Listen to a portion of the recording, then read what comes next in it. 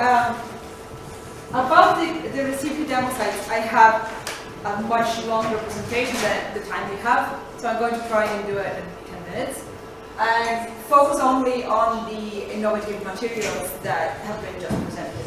Because as I said before in my earlier presentation, in the RESSEEPE demo site, we have a mix of previously existing and prototypes. So I'm just going to focus on the issues we had and the features of the new materials. So, first of all, one of the demo sites, as I said before, is Coventry University, two university buildings. The Richard Crossman site I'm going to go quicker through because it's just traditional, conventional solutions, while the John Lang building museum uses a test bed for prototypes and innovative materials. We have VAPs, we have aerogels, and just NPCM. So I'm going to show you the installations there. Right, so just as I said before, as I said this morning, both buildings were from the 70s, had very poor performance, no insulation in the walls, and one pane windows, one glazed pane. Something we found out during the project was that there was some insulation in the walls, but it was asbestos. So we could not touch the windows at all, because otherwise we would have to do asbestos removal, and that would have taken much longer than the time we had in the project. So that is a classic problem in retrofitting, especially in Europe, especially if buildings from the 70s and the 80s, very likely you're going to find it custom. That's going to put a hamper on the progress. So this is the building as it is now, the facade. As you can see, we have one room there. It's an architecture studio for students, so it's rather large, I think 120 square meters, very intensely populated, and it faces south. This is south here. It's the building is east-west, and so that room overheats a lot starting from May. You have to imagine all these students in there facing south. So that's the room where we sell PCM to control the temperature as a passive cooling measure. Then on this facade, next to the entrance, as you can see, the structure was pretty friendly with this kind of intervention. You see there are 4 windows that the facade repeats itself. So we could try different technologies one by one, and each of these are monitored. We have sensors that allow us to measure before and after the retrofitting interventions the U value change. So we're actually looking at what is the actual change in performance of that room specifically. So we have, on the ground floor, we have 3 insulation solutions. We have 2 traditional ETICs, essentially that's external thermal insulation composite system. In Italian it is cappotto. And at the center we have an aerogel mortar.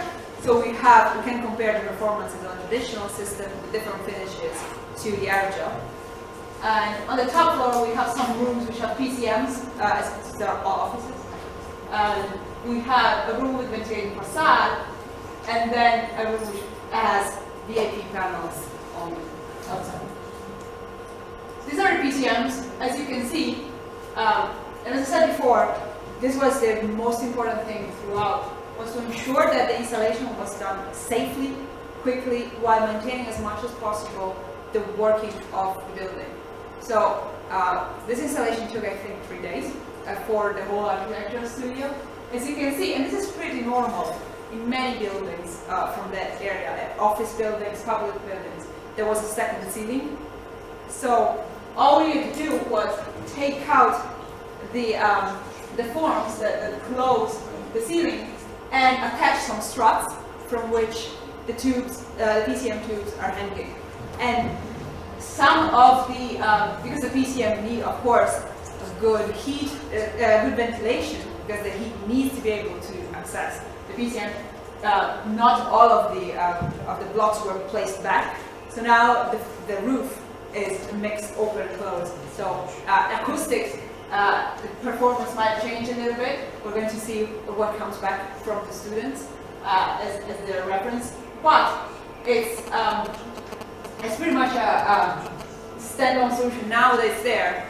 There's nothing to do there, there's no maintenance, there's nothing needed, and it's out of reach, so it's rather safe. There's no interaction of the users with it.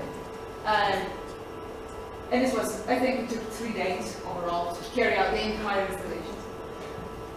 And yeah, as I said, on the ground floor we have this ETEX installation and a ventilated facade. The ventilated facade which I showed you this morning is a composite of VIP panels and PV panels. So it's an active ventilated facade with high insulation properties. And it was quite difficult to carry out this installation because this is a prototype developed in Spain that was then installed in a lab in Spain by a research organization, which was then installed in the UK in a university. So just the coordination of that site was really difficult. So that's something to keep in mind in general. Every time you're working with a new material, this was also true for PCM, which was incredibly simple. I mean, it was just hooks and the tubes just snapped into them. But it was very difficult to find somebody willing to do that installation because nobody had that experience. So it took just time to find a contractor willing to do that work and guarantee it because it's a public building and these things are over the heads of students. So you need to be sure that you've done your work. We also had to do a structural survey to ensure that the roof would hold the weight of the tubes. And this is the installation of the aerogel mortar. You see, this was manufactured specifically for this installation. And it has been, I think, the toughest development, material, technology-wise, in the project. Because it's very, very difficult to find a good balance of aerogel size and the real plastic properties that allow it to stick to a wall, to be worked, and to retain its properties for a sufficient time. So in this case, the manufacturers, both of the aerogel and of the mortar, were in the project, and the installation was carried out by hand to ensure that it worked out well. We actually have a lot of reports on all of these, also in the testing phase, because we had the development of the aerogel mixture itself, so that different compositions of the mortar, then the testing at this facility in Spain with a test wall in the lab for a month before we could go on to production and produce enough to install it in the building. So this again, we have sensors around it, we're measuring this as well. And yeah, so this is what it looks like now. You see that one in the top left is the previous facade. This is what it looks like. And at the center, you see the interior facade, which is clearly different. But it's been really well received. It just looks good. People like it. They like the PV panels. They like it looks different. Then on that side, you have the VIP panels.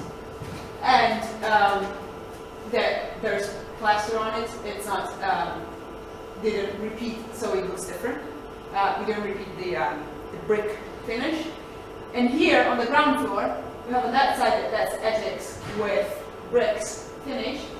On the right side, it's ETEX with plaster finish, and the center is the aerogel mortar.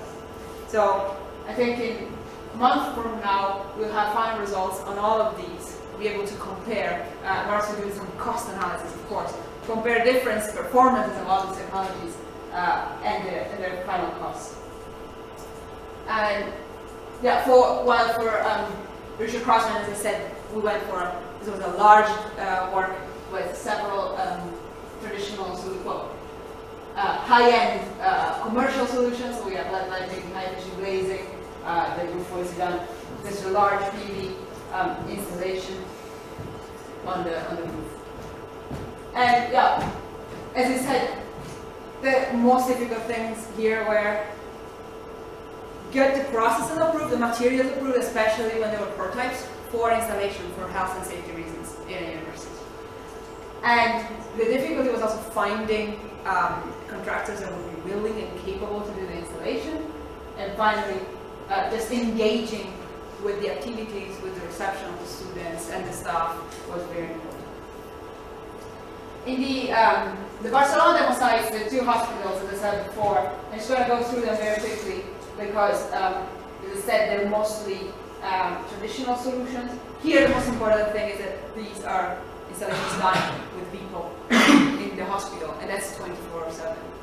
You don't get weekends, you don't get holidays, you just have people all the time in the buildings. So in this case, you see, had to be external installation, and there was this very tight scheduling for the windows change.